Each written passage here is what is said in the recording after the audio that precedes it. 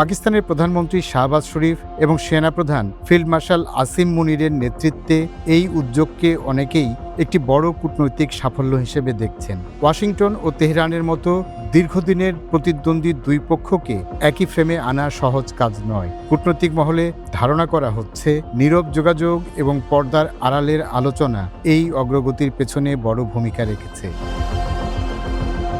সূত্র বলছে, এই 14 দিনের যুদ্ধবিরতিকে দীর্ঘমেয়াদী সমঝোতায় রূপ দিতে ইসলামাবাদে দ্বিতীয় দফার উচ্চ পর্যায়ের বৈঠকের প্রস্তুতি চলছে। সম্ভাব্য এই বৈঠকে যুক্তরাষ্ট্র ও ইরানের শীর্ষ পর্যায়ের প্রতিনিধিদের মুখোমুখি বসানোর চেষ্টা চলছে।